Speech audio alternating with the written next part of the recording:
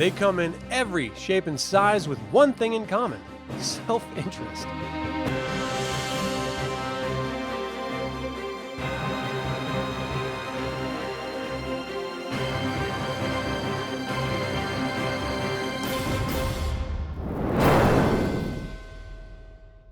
Welcome to another DragonLance Saga episode. My name is Adam, and today we're going to talk about the villains of the War of the Lance.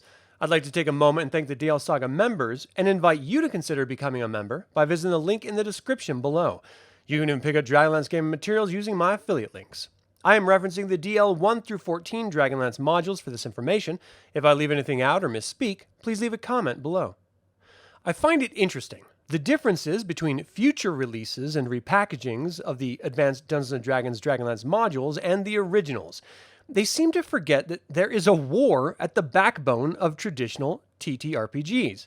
In Advanced Dungeons & Dragons, it used Battlesystem to illustrate mass combat, and in future editions, it just seems to be missing entirely. I have to nod my cap to Dungeons & Dragons 5th Edition's Dragonlance Warriors of Krynn board game, as at least they built a war game to go along with the admittedly flawed Dragonlance Shadows of the Dragon Queen adventure module. In my opinion, you cannot separate Dragonlance from Battlesystem. It was originally presented as a successor to Chainmail, and would present stripped down or modified rules for the Dragonlance modules, beginning with DL6 Dragons of Ice in 1985, which it preceded in release by only a few months. The Battlesystem box set even featured an advanced scenario focusing on the Battle of Qualinost during DL2 Dragons of Flame. And this is all to say, Dragonlance is a wartime campaign setting, and Battlesystem provided the means for that mass combat, and it was traditionally through that mass combat that many of the following villains were featured, though not all of them. Viewmaster, or later, Lord Toede, was first introduced to the heroes in DL1 Dragons of Despair, but would make recurring appearances in many future modules.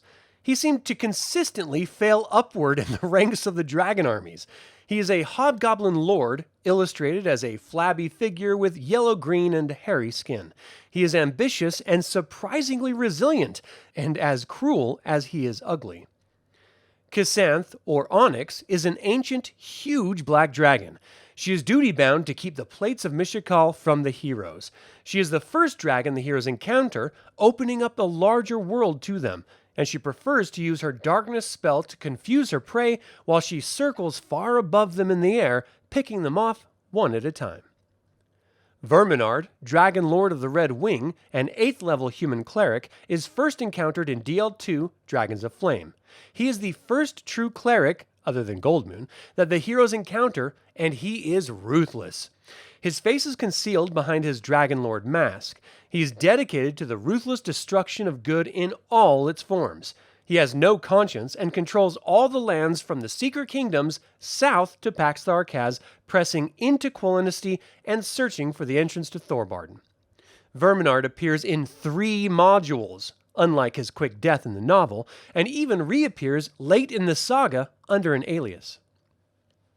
Feal-Thas, Dragon High Lord of the White Wing, a 7th level elven fighter magic user, is introduced in DL6 Dragons of Ice. He is a slender elf with unusually dark skin. His armor is gleaming black, and his eyes glow with a fire of madness. He is proud and courageous in the face of opposition, and is prone to fly into a rage if his opposition are elves. He sold out his race for power and needs no reminders of that act. Sleet, an ancient huge white dragon working with Feal-Thas.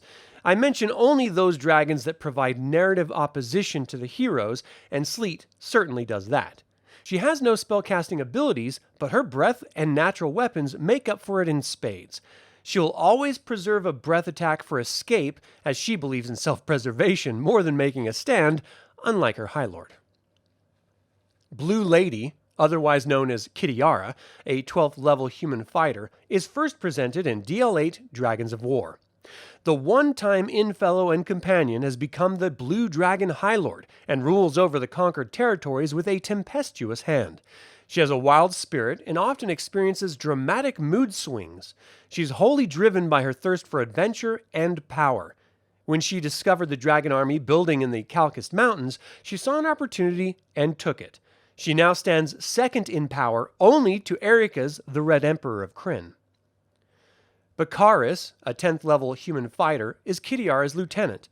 He is a skilled mercenary who rose in the ranks by any means necessary. He hitched his proverbial wagon to Kitiara and rose in the ranks with her.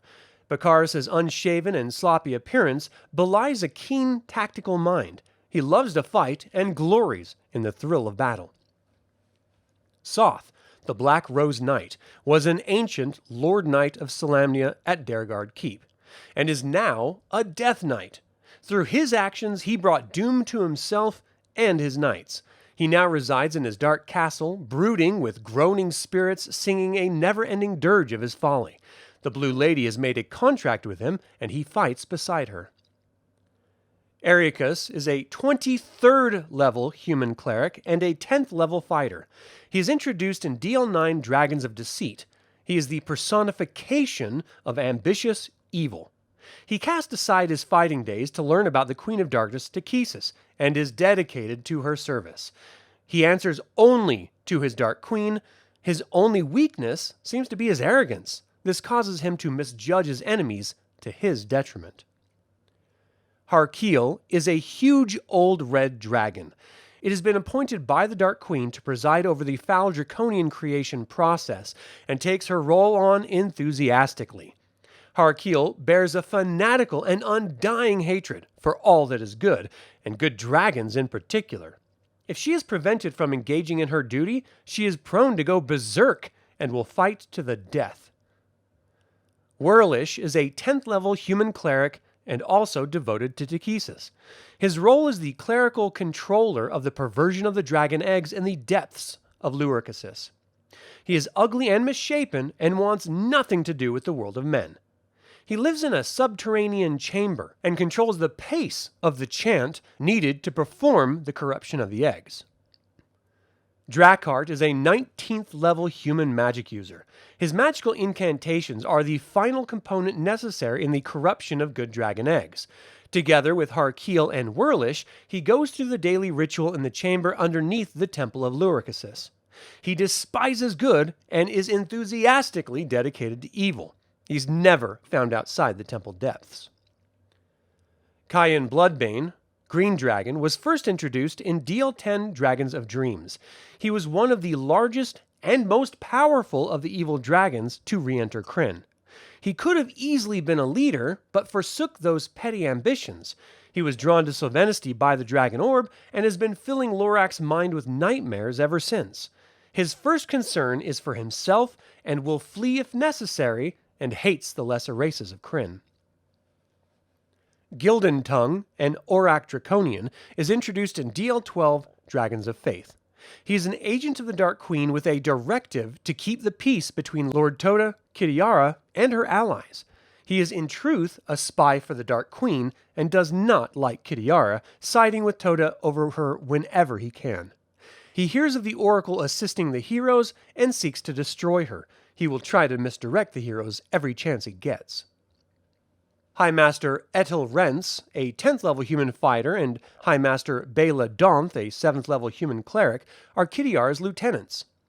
Etel is the left-wing leader. He loves the thrill of battle and believes all problems are solved by the sword. Bela is the tail wing in the flight. She is aggressive, sadistic, and a master of subterfuge. They are directed to discover the heroes and bring them alive to Kitiara. Chot S. Kalin, Minotaur Chieftain. He is the violent leader of the Minotaurs, ruling through terror. He cannot speak common and will not speak to lessers unless he is deciding their fate. He has an abiding respect for the dragons and their masters, but sees all others as inferior. He has a pact with the Dragon High Lords, but does not trust them. In this light, he has entered into a secret alliance with the human pirate chief to protect his interests. Lucien, the new White Dragon High Lord, a 12th level human fighter, is introduced in DL13 Dragons of Truth. He is the most crafty and political of the High Lords. His emotionless face hides his fevered mind, which is constantly working to enhance his power. His greatest weakness is his preoccupation with the manipulation of others. Salah-Khan, the Black Dragon High Lord and 13th level human fighter, always hides his face behind a black cloth. This is because he has no face. His features were destroyed in a duel with a wizard. He utilizes stealth and ruthlessness to carve his way to the top. He is known for his terrible vengeance, and his greatest weakness is his rage, which makes him reckless. And finally, the Queen of Darkness. Takhisis is the goddess of evil. It is her machinations which started this War of the Lance. She is worshipped by all of her dragon high lords, draconians, and human dragon armies. She commands the evil forces from her temple in the heart of Naraka. Her physical form on Krynn is that of Tiamat, the chromatic dragon. She is bent on world domination, and nothing will stand in her way. Certainly not the heroes of the Lance. But that is all the time I have to talk about the villains of the War of the Lance. What do you think of all these non-player characters? Would you be interested in playing a version of the War of the Lance as villains? Finally, would you ever revisit the original Advanced Dungeons & Dragons modules? Leave a comment below.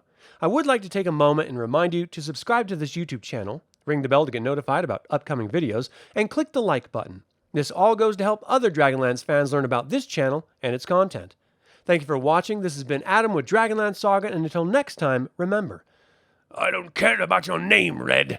I don't want to know your name. If you survive your first 3 or so battles, then maybe I'll learn your name.